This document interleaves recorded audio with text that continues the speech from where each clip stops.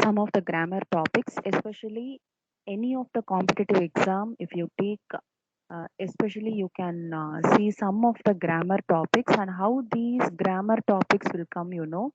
They'll be asking in the form of common errors. There will be some error in the sentence. It can be error on tense. It can be error on SVA, that is nothing but subject verb agreement, or any kind of a error in the sentence, or it may be a direct question like phrasal verb. So you can just see a glance of all grammar topics, then you can go for any kind of a competitive exam. It may be a gate exam, it may be IELTS, TOEFL, GRE, any kind of a competitive language exam. Okay, you can get any kind of a grammar topics. And how these topics will be covered, it will be in the form of common errors. Okay, so now we are going to see some of the grammar topics, how you can uniquely find out the error in the sentence, how you can equip yourself on the grammar topics, because this is not a new thing for you. Already you would have studied this in your first year. So now we are just going to recap those rules and regulations in the grammar, some of the grammar topics, and I'm just going to tell you how you can find error in the grammar topics. Okay, so let's go for the class. So, what is a grammar? So, first you must, because we all have this particular thing in our mind, because grammar means boring.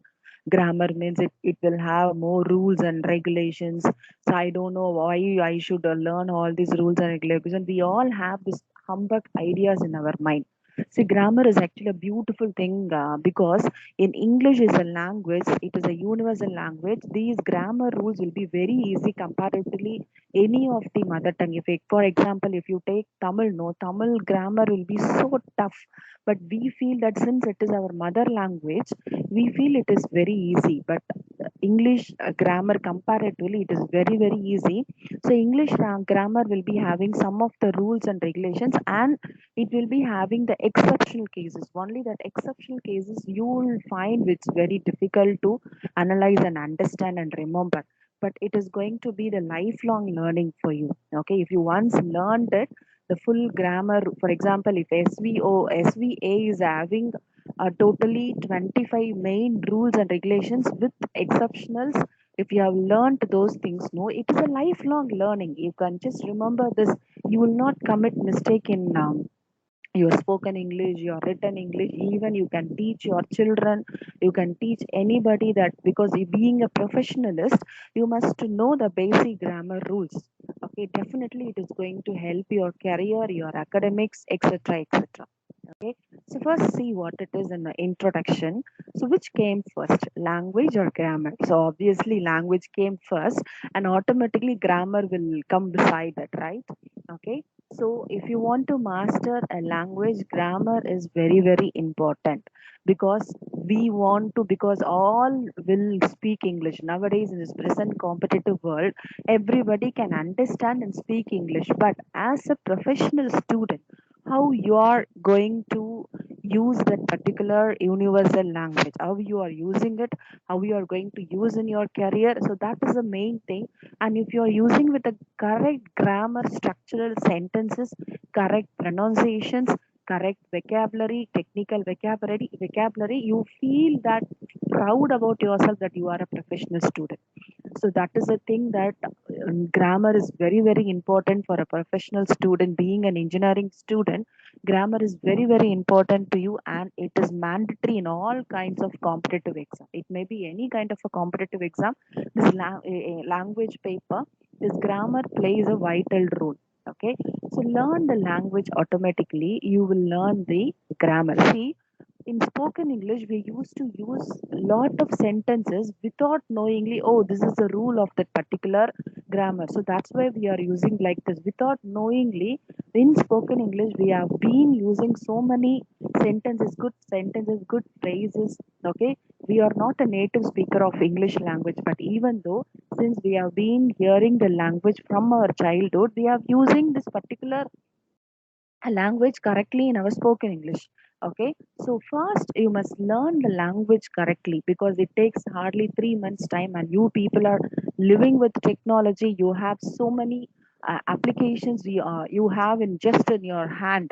Okay, instead of using your technologies just to warm up your time, you can just develop yourself.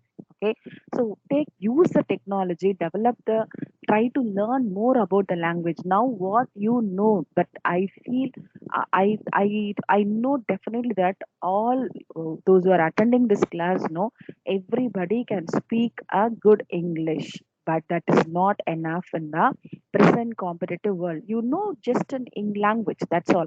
But you can't proudly say that you can't you can't be the one that you can say that yes, I'm master in the language, I'm well versed in the language. Okay, if I ask in the class, not even one or two will raise their hand, right? Okay, but everybody in the class should raise your hand very bravely that I have mastered the language. I know the correct pronunciation. I know the grammar rules and the exceptional cases. I know I am just mastered the technical vocabulary. So these things very proudly as a professional student, you must say, okay. So that is why this class is going to be the boosted class for you. I'm just going to tell you how you are going to prepare yourself, okay, for the competitive exam. It may be any kind of the exam. Okay, not only for the gate, any kind of the exam. Okay, so how you are going to prepare yourself? I won't say that if you attend this 1 hour, you will be well versed in grammar. It is not like that. I am here just to say how you are going to prepare yourself, how you are going to dust your knowledge now. Okay, because all these things already we have learned in our schoolings, in our college first years, etc., etc. But now what you're going to do, you're dust those things, whatever you learned and you just forgot, you feel that you forgot, you are going to dust it again and you are going to remember it lifelong. You are not going to forget it ever. Okay, you are going to learn in such a way that you will not forget it ever, because grammar will be very interesting if you go into it and if you learn. Okay, it is very simple comparatively any other languages. English grammar is actually very very simple. Okay, so learn properly, try to remember it properly. Okay, so learn the long language, automatically you will learn the grammar. See, if you are learning the language, for example, okay, I should phrase the I should frame the sentences. Okay, subject could should come first, followed by the verb, followed by the object, followed by I can use any sentence pattern. So this is a pattern. This is also a kind of a grammar, right? So if you learn the language, you know, automatically you learn the grammar. So have the step a stone. Okay, have a step. At least have a first step to learn the language first. Learn the language effectively. Whatever you learned, no, that is not enough. Now you, as a professional student, you're going to learn the language completely. You're going to well verse it. So from where the grammar rules have come? Grammar rules are subset of logic. Okay, so there will be some logic. So without logic, no, we can't set any grammar rules. So there will not be that definitely there will be a logic. If there is a logic, no, very easily you can remember it, right? So if you understand the logic, okay, because of this logic, I have to use this rule, and this rule is having this exception cases. Okay, that is fine, I can remember it. So try to have the easy going in your mind, that grammar is easy. First have this particular idea in your mind, because all the students have grammar stuff. Bro, grammar is boring. Okay, so don't have such ideas in your mind and try to understand that particular logic. If you once understand that logic, definitely you can learn the grammar rules. Try to remember the grammar rules. Okay, consolidate the grammar rules with the logic. See, without logic you are learning, no, you can't remember it. That is the thing. You have to learn the grammar rules with logic. If you want to remember it lifelong, you have to understand the what is the logic behind that particular rule. Why I have to use this? Why I should not use that? So try to use the particular logic. Okay, so then automatically you can remember it lifelong. So it will be very useful for you for your spoken and written English. Not only that, anybody, any kind of a exam, if you want to attend, you can very easily, by keeping that grammar rule in your mind, you can attend. Okay, so this is the introduction. You can have in your mind that grammar is easy. How you can remember your grammar rule just by having learning the logic beside. Okay, you can have your logic. Okay, understand the logic so that you can very easily understand the grammar rules. Okay, so this is your introduction. So slowly we'll go and understand what is the purpose of studying grammar rules. So how it is going to be helpful for you, okay, to clear competitive exam, not only this particular exam, that particular exam, any kind of a competitive exam. After finishing this BE or BTech, if you want to do your IS studies in abroad, or if you want to become an entrepreneur or anything, okay, this kind of a grammar rules will be helpful for you for attending any kind of exam, or even to test your language skills. Okay, this will be very useful for your spoken English. Okay, so to clear competitive exam, what do we need to do in competitive exam? So what are the things you'll do in competitive exam? Coming to English, there will be a questions on spotting errors in a sentence, that is that sentence correction, uh, and there will be a questions on idioms and phrases, phrasal verbs, because these are the areas students feel very difficult, because idioms and phrases, phrasal verb, there is no any particular logic and rules. Because what students feel, no ma'am, this if error correction we can go and learn, okay, because of this logic, this is because of this rule, I have to apply these rules in the sentences, okay, I can do this. But what students feel, idioms and phrases and phrasal verb is difficult, there is no any grammar in that. Okay, so no grammar. You have to remember the stories behind the idioms, and you have to tick the correct answer. So that is actually very tough. Sorry. Okay, but the thing which is having a set of rules, no, that will be very easy, you can take the classes. Okay, so the what is the third thing, no? So the focal points on errors in English sentences, the main concept of the competitive exam is going to be on error correction. So when you can correct something, if you are well versed in that, right? So if you once you memorize all grammar rules, only you can correct the sentences. You are going to spot this is the area the sentence is having error. For example, if the sentence is having error on tense, if the sentence is having error on subject verb agreement, if you know the rules and regulations, only you can spot the error. Okay, this is a spot that the sentence is having error. The error is on tense, the error is on SVA. So you can correct yourself. Okay, so first learn the grammar rules, then automatically you can spot the errors, because that is a difficult area where students feel. Okay, so this is a purpose that you have to study the grammar rules. Okay, so in the introduction slide we have just seen why this, how you can learn the grammar rules. So if you learn the language, automatically you learn the grammar. So grammar is not boring. So if you learn the grammar with some kind of a logic, definitely you can learn the grammar. Okay, at last consolidate the grammar rules with some kind of a logic. So why you have to learn with logic? If you learn with logic, you can remember it in lifelong. So it is not just for a 2 marks question paper. This is your English is actually is a lifelong learning. Okay, and next we have seen what is a purpose that you have learned the grammar rules. What is a purpose? It's not just to, because in academics English studying grammar rules is just for 2 marks, because in part A you are just going to write the exam for 20 marks. Don't study these grammar rules only for that 20 marks. It is going to be helpful for your lifelong learning. Okay, as a professional student, you must use the correct sentences in your spoken and written languages. Okay, so it is, you are not ordinary student. Being a professional student, you must use the correct language, right? Okay, and one of the basic main question you are going to get in a competitive exam is error spotting. So in error spotting, if you want to spot the error, first you must know the grammar rules. That is a purpose that you have to learn the grammar rules. Okay, we'll go for the next thing. Okay, now we are going to have glance what are the basic grammar rules that you have to, how the sentences will be. The errors will be on the sentence. It will not be, the errors will not be on the words. If it on the words, no, it will be very easy, like some kind of a spelling mistakes.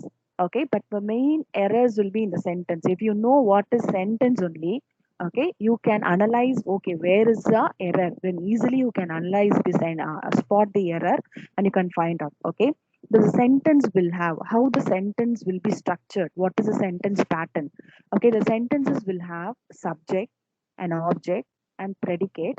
So predicate is nothing but you will write no simple sentences. The sentences will have only the subject, verb, and the object. Okay, so the subject, object, predicate, and some of the phrases or some of the clauses. Okay, So you can even frame the sentence with some phrases and clauses. So you know what is called main clause and subordinate clauses. Okay. So all these things definitely it is going to again deal with the grammar. So first we'll know what is the subject, king of the sentence. So whatever may be, it may be a noun, okay, name of a something. So it is actually called as king of the sentence because if subject in a sentence, it will be doing something. So in active voice, subject will be doing something. And what is object? It is considered as queen of the sentence. Okay, because something is done to the object. Okay, so that is why it is called as queen of the sentence. Just to remember you can just remember like this. And what is predicate is nothing but verb and object. So this is what the sentence. Now, why this sentences are very important for you? You are going to spot the error in the sentence. Okay, so that is why you are going to deal with the sentence error. Okay, so you first know sentence pattern. So you have a separate classes for that. What is sentence pattern? How you can write the correct sentences. Okay, so it is actually from words, from sentences, paragraphs, essay. It is actually a technical writing. You can go by step by step. So this is what the sentence will have. A sentence will have a subject, object, and predicate. Now we are going to the topic. So what is our topic is nothing but grammar rules which will have your which you are going to find out the error in the sentence. Where can error come from? So where the error can come from? It can come from the words. Okay, words are nothing but parts of speech. So relation of one word or one set of words with others. Okay. So you know what are the parts of speech in English? So noun, pronoun, verb, adverb, the prepositions. So this is a basic you'd have learned. Okay. But this is a basic you're going to help you, and even you can get error in the words. Okay. But this error in the words is a rare case. In most of the competitive exam, they'll be asking error in the tense, subject verb agreement. They'll be very going very deep into the grammar. Okay. So you have the sample gate question paper. This is a sample gate question paper, CS 2017 question paper. I'll just read the question. Research in the workplace reveals that people work for many reasons. Okay, and you have the options for that. See, as a professional student, it is not because all the competitive exam will have options. And the corporate companies or any of the competitive exam, the person who's going to take the question paper, know how they'll set the question paper. They just want to filter the students. They won't set the question paper easily that student can get the good marks. Okay, they just want to filter the students. So their only idea is they'll be collapsing the students by their options. So they have 4 to 5 options. No, all the 4 options will be suitable for the question. The student must have that particular skill, that how they can get the right answer, how they can just have the right answer in the options. First, you must have read all 4 options, and you must know how to omit the options. First, omit the options. If you have 4 options, no, read the questions carefully. Okay, this is not the question going to deal with the error. Okay, this is a question going to test your analytical skill. This is not, but it is totally related with the grammar only.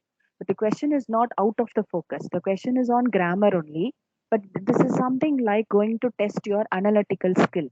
Okay, so always the 4 options are there. Try to analyze and try to omit the 2 options. Always you must have the confusions or whatever it is. No, you must always have between two words, 2 options. Now you have the answer here, but just read the all 4 options. Option A, money beside. Research in the workplace reveals that people work for many reasons. Money beside money.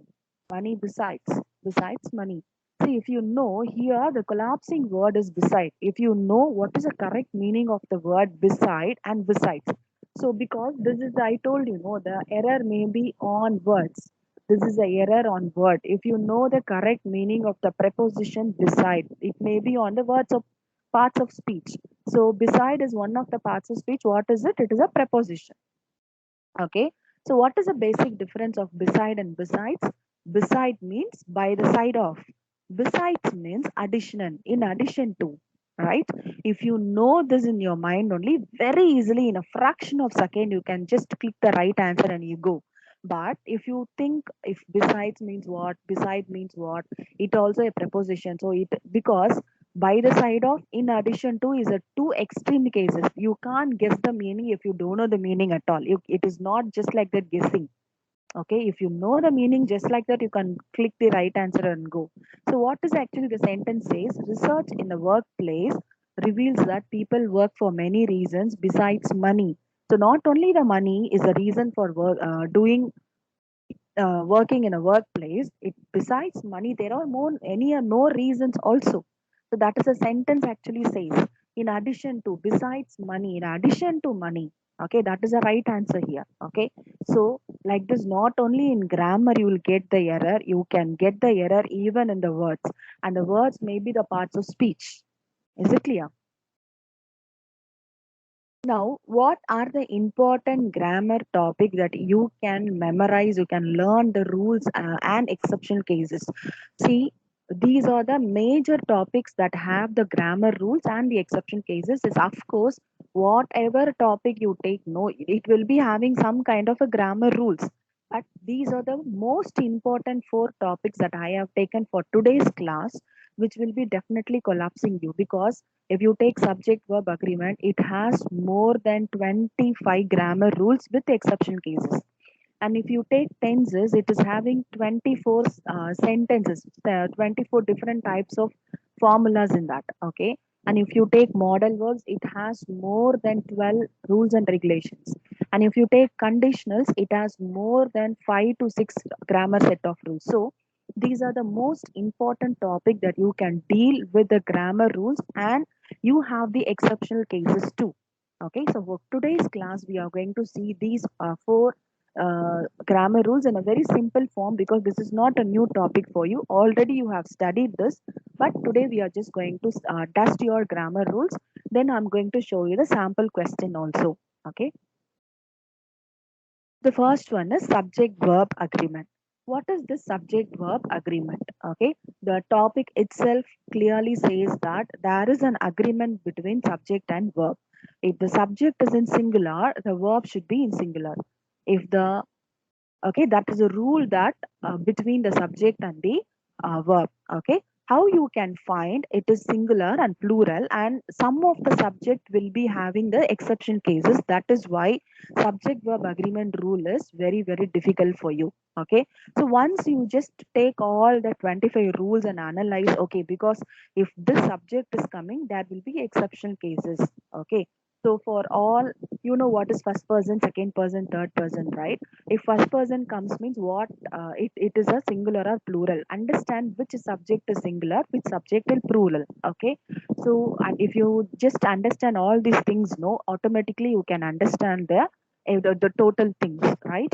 So what is a subject verb agreement? Here you have some examples: I, you, they, we. So that these subjects are considered as plural noun.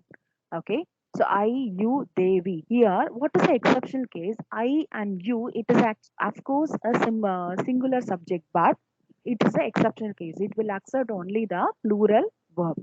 Okay, he, she, it. It is considered a singular noun, so you can use the singular verb. So this is not only this, and instead of this it, no, you can use any other word there, any other noun. It may be a singular and plural.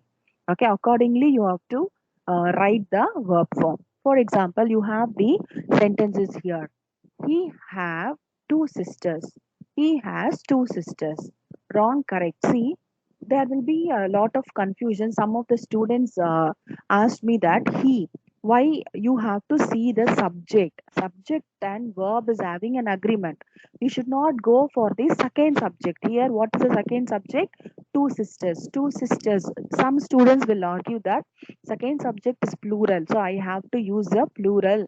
I have used the plural verb. It is not like that. Okay, so see, the first subject, it is singular means, so he, she, it will be accepting only the singular verb. Jacob and Sophie lives Los Angeles. Jacob and Sophie lives Los Angeles. Okay, actually live should come here. There is a mistake here. So okay, Why? See, if you add yes with verb, no, it means that it is a singular verb. If you are not adding yes with verb, no, it means it is a plural verb. Okay. So that is a thing that understand this clearly. So what is the correct answer here? Jacob and Sophie live Los Angeles. That is a correct sentence is here. Okay. This is a just one part of the subject verb agreement. This is just one part. Okay. What are the other main rules in subject verb agreement? So many people likes to go on vacation in the summer. Many people like to go on vacation in the summer. So which one is correct? Many people. Many people. People is actually of course a plural subject. So you should not add yes with the verb. If you are adding yes with verb, it means it is a singular verb. So here we have to use plural verb. So likes will not come like. Many people like to go on vacation in the summer. That is a correct sentence. See, if you take the word there, there, it is called introductory word. It is just an introductory word. By seeing the word there, you can't find out whether it is singular or plural. It is not neither singular or plural. It is just an introductory word. Then in that sentence, how you can use the verb correctly? Okay. See the next noun. See the next subject. Okay. If that next word is singular, use a singular. If the next word is plural, use the plural verb. Okay. There is 10 apples in the basket. Wrong. Because 10 apples is a plural subject. So you have to use plural verb. There are 10 apples in the basket. So R is the right sentence. And there are students that they'll be using they if there comes means always they'll be writing only the plural verb. They have, they are, there were. Okay. It is not like that. Learn the rule correctly. What is the actual rule? If it is an introductory word there, you can't find out whether it is singular or plural. So what you have to do, see the next subject. If that is singular, use singular. If that is plural, use plural. That is the actual rule. So know the rule, accordingly write the answer. Okay. So here you have the exercises. You will just see the exercises. This is a question we have taken from CS 2018. From where are they bringing their books? Dash. Bringing dash books from dash. So you have three dashes here. If you read the without dash only, you feel what sentence is not having a correct form. But if you fill the answer, no, it is actually very easy only. But these options will be collapsing you, as I told you here earlier. They'll be trying to collapse you by their options only. Okay. Always have the good analytical skill how you are going to omit the options. So you have four options there, they are there, they are there, there. Okay. So if you see the option, definitely it will be collapsing. Instead, what you can do, no, read the sentence once and twice. Definitely you will get the word. So if you see that words are there in the option, then that will be the right answer. So from where are they bringing their books? So question mark. The new sentence starts. Okay. So they are bringing their books from there. Okay. So this is a very good exercise, I think. Okay. So because still I can find some of the students will be having confusion between their THEIR and THERE. Okay. So still most of the students are having their confusion in these words. Okay. And this kind of exercise will be helping them. Okay, what is this? THERE is an introductory word which means there means somewhere else. Okay, THER, it is something a possessive thing that it speaks about ourselves. Okay, so understand the difference and use the correct form in the sentences. Next, we'll go to the tense. So tense, it is actually students will tense means it will be having so many formulas for formulas in the sense grammar rules, active voice. In active it comes like this, in passive it comes like this, because if you learn tense only, no, you can learn voice. So it is actually coincidence. Okay, so it's nothing but try to learn it because by using this tense only you can you can speak a good English, you can write a good English, okay, without having any confusion. Okay, if you know the grammar rule, no, you will be very confident in your spoken English, especially because you know the rule. Okay, I have to use only has been. In this case you will be fighting with your friend if anybody says wrong, if you know the correct rule. Okay, so you will be very fluent and confident in your spoken English, especially. So that is going to take you a long way in your career and in your academics. Okay, so tense, please don't omit tense. Tense is a very important topic in your academics and your career. Okay, you have a sentence here. I am working as a teacher. I work as a teacher. See, in spoken English, we are using these both sentences, but they are saying I work as a teacher is a correct. Why I should not use I am working? Actually, the sentence is in correct form. Grammatically, it is incorrect. I am. If I am comes, we can write verb in ing form. As a teacher, yes, of course, the sentence is right only. But why they are saying wrong? We'll see the rule. What is the rule? Use present simple tense to talk about permanent situations. Okay, for example, Sita lives in New Delhi. Okay, so what is that present simple present tense? Because the first sentence is in present continuous. So for speaking about the permanent situations, we have to use the simple present tense. For example, the sun rises in the east and sets in the west. We can even say this particular action in any kind of tense, but these things, no, universal facts, permanent situations, we have to use only in the simple present tense. That is a rule. Okay, so use present continuous tense for actions happening now. I am talking, he is eating now. So I am working as a teacher. It means that only now she is working at a teacher, not in the future and not in the past. So if you're speaking about the permanent, she is a teacher she was a teacher in the past and present and even in the future. She's not going to change his career, right? So in that case, you have to use only the present, simple present tense. That is, I work as a teacher.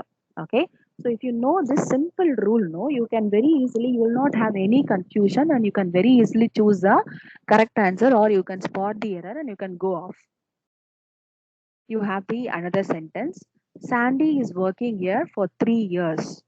Sandy has been working here for 3 years. Okay, and this been is a very beautiful word. It is going to give you the actual particular thing, what is that particular action is taking. So Sandy is working here for 3 years. Is working for 3 years. Has been working here for 3 years. See, Sandy started his career in that particular company before 3 years, and now also he is working there. So it has been, let's see what is a rule.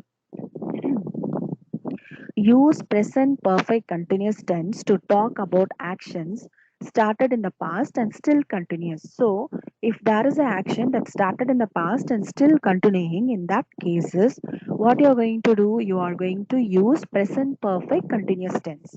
So, this is a rule. Okay.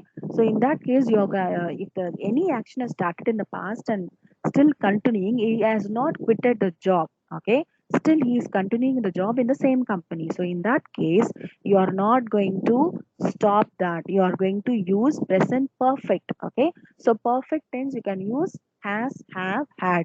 If it is present tense you can use has and have. For singular you can use has, for plural you can use have. Sandy is a singular subject, so you are using has.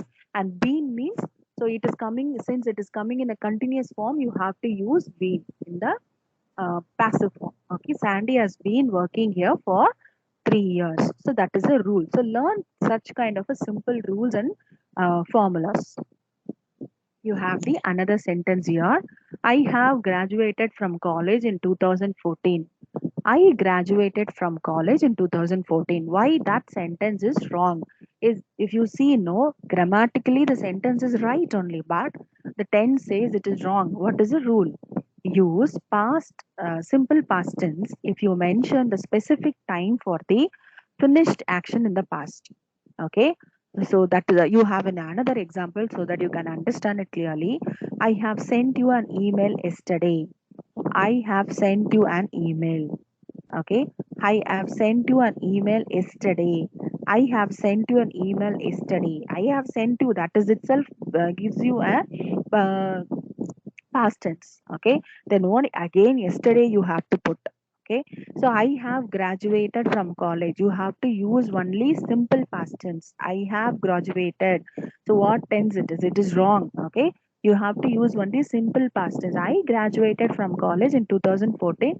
If you mention the specific time, okay, so in 2014 I graduated, that specific time, if you mention any specific time, you have to use only simple past tense. Okay, that is a rule. We'll see the example. That is one example. This is a question taken from CS 2017 gate question paper. After Rajendra Chola had returned from his voyage to Indonesia, he dashed to visit the temple in Tanjore. See, this is a very simple sentence. We have been using this particular sentence in the history and all. Okay, but if you see the option, definitely you will have a confusion whether he was wishing, he is wishing, he wished, had wished. Definitely, if you see the option, it will be confused. Okay, but you should be very clear, as we have seen this example. No, same rule we have taken and question. Okay, it some particular time, no, he is speaking about some particular specific time, so you have to use only what you have, what tense you have to use. You have to use simple past tense, that is he wished to visit the temple in Tanjore. Okay, so this is a general rule that you have in the tense. Next we'll go to the modal verbs. Okay, modal verbs. See, without this modal verb we can't speak, we can't frame sentences in our daily habitual actions. Definitely these modal verbs will be very useful for us in the habitual actions only. Okay, framing questions or making sentences, whatever it is, because modal verbs daily it is actually lives with us, right? So smoking is prohibited in this building, that means you don't have to smoke here. Smoking is prohibited in this building. That means you mustn't smoke here. You cannot smoke here. So the sentence is right. Why we should not use don't? When something is not allowed, we must use mustn't or cannot. Okay. So that is not at all allowed. See, if you're going into the cinema theater where the smoking is not allowed, means you should not smoke at all. That in that place, smoking is not allowed. Something which is banned. So in that case, that is a rule that either you can use mustn't or cannot. You should not use don't. You don't have to smoke here. It means the meaning is totally different. That means you don't have to smoke here. The meaning is totally different. But mustn't means நீ இங்க கண்டிப்பா smoke பண்ண கூடாது. Okay. So that is what the sentence says. Okay, something which is banned, you are not supposed to do at all. It is something which is banned at all. Okay, so only either you can use mustn't or cannot, which in some cases which is not allowed. Okay, so all modal verbs will be having such cases. You can understand that. Okay, we'll see one example. It is taken from Gate EE 2017 question on phrase. So Saturn is here. Saturn is nothing but that this one planet. So Saturn is dash to be seen on a clear night with the naked eye. So which one is right answer? Here I have not given you the right answer in bold. You are going to choose a correct answer. It's nothing but questions on phrases. So before going into this particular question, we'll just finish the modal verb also. Why I've just given you only in one slide, because this modal verbs, we are using it in a daily actions, so it is very easy order. For example, what is the difference of can, okay, and could? The basic the basic difference of can and could is past tense. Could is past tense, can be used in the present tense. And what is the basic difference? Both can be used in the place of ability. I can do this. Okay, for showing the ability is the best thing for using can. And for example, can I speak to, if you're calling any unknown person, no, can I speak to Mr. Rajesh? Could I speak to Mr. Rajesh? Which is correct? Could I speak to Mr. Rajesh is the correct form, because could is a more polite form. Okay, comparatively can. Could is a more polite form. So if you're speaking to the unknown person, you should be very polite. He is not your friend.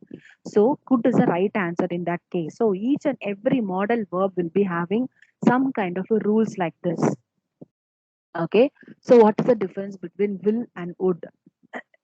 Where we'll be using this will, we can use it for future cases, and we'll be using for surety, and would will be using for wish.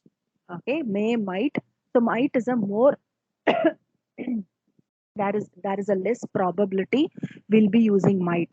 It may rain today, it might rain today. If you don't have any certain thing, no, you can use might. You don't know whether it is going to rain or not. In that cases you can use might, because might is a less probability case. Okay, so like this, each and everything, no, you have semi modal verbs also, used to, ought to.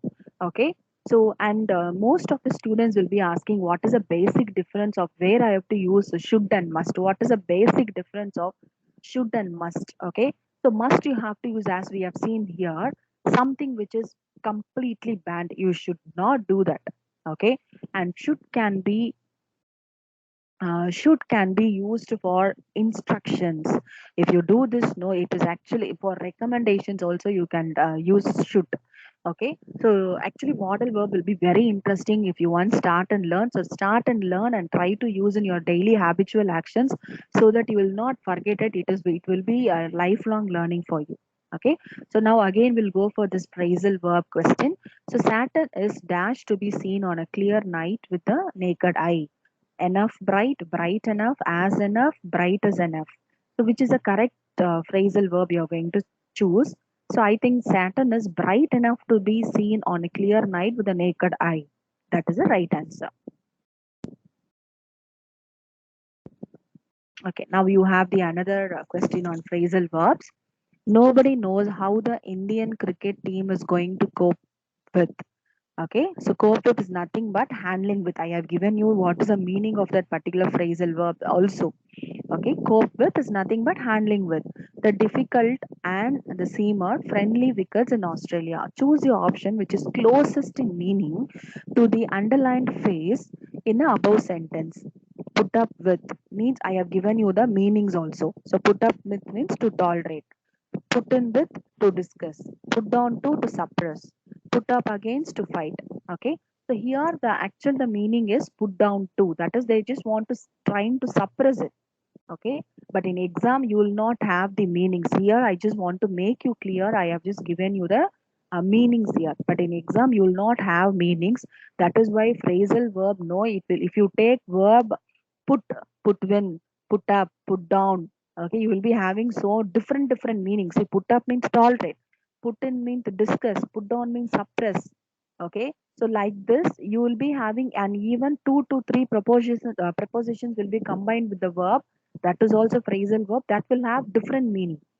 Okay, so it is actually a tough area, but once you go into that and you just at least try to memorize some of the phrasal verbs, no, by keeping that in your mind you can at least guess the meaning and you can clear the any kind of a competitive exam. So here the right answer is put down to suppress. Okay, next question.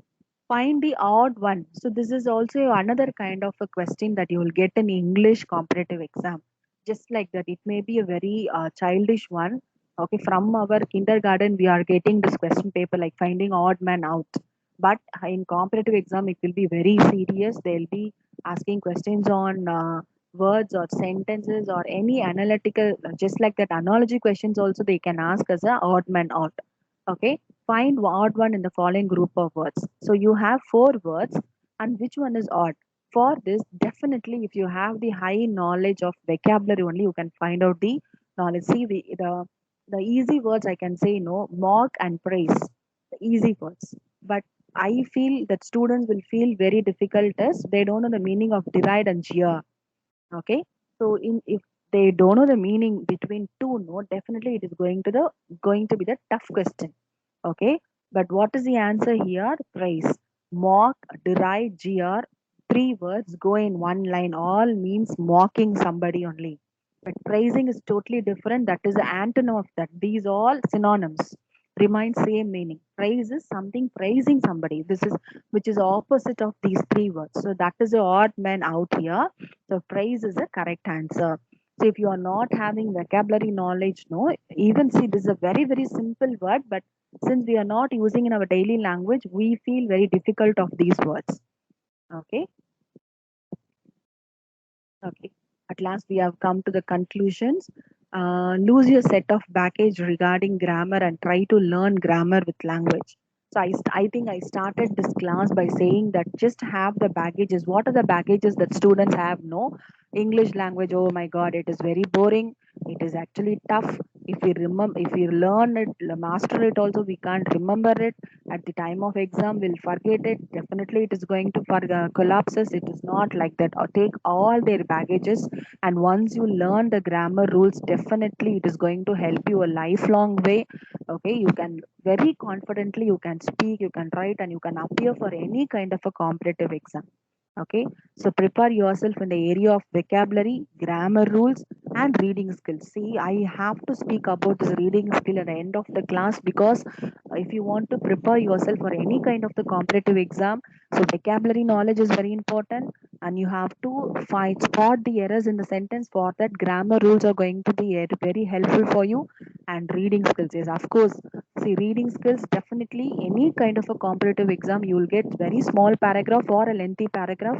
They are going to give you very less time for reading the paragraph. After reading, you have to read the questions, and the questions may be what is the tone of the author, what the author says in the paragraph. Everything will can be asked. So if you have the reading skill, so what is a reading skill? You have to read fast, and you try to interpret that, and you have to comprehend that. Okay, so yeah, whatever you read, no, you have to understand and you have to comprehend it. That is a skill that you have. So in overnight you will not get that skill. You must develop that skill. Okay, so how you can develop that skill? By reading it, by reading daily. Read some magazines, whichever makes you interest, you can take them, you can read it. Okay, so these are the three important things. If you are mastered yourself, you can appear very confidently for the any kind of the competitive exam. Okay, so these are the things that I have to say. Okay, so thank you very much for very patience, being patient for listening to me. I'll just revise once again. Okay, so today's topic is actually grammar. So grammar is nothing but a set of rules that have in a language. Okay, first learn the language, automatically you can learn the grammar. So don't have any baggage that grammar is boring and very tough. It is actually very easy comparatively any other languages. So try to learn the grammar with some of the logic. What is the purpose you're going to learn the grammar? It is going to be the lifelong learning, and it is going to be very very helpful for your competitive exam. Okay, and you are going to get error in the sentence or in the words. Okay, and you have some, we have seen some questions, and these are the four major topics that you are going to remember: the set of grammar rules with exceptional cases. Okay, subject verb agreement, tense, modal verbs, and conditions. Okay, all these things you have learned earlier, but just to dust your knowledge. Okay, and at last what you're going to do, you're going to develop your vocabulary knowledge and your set of grammar rules and your reading skills too, where you can appear for the exam very confidently. Okay, thank you students. I think this class will be very helpful for you for preparing yourself for your competitive exam. So I can say that this will be very helpful for you for preparing for your competitive exam. Okay, so all the best for your career, all the best for your competitive exam. Prepare yourself, do well. Thank you.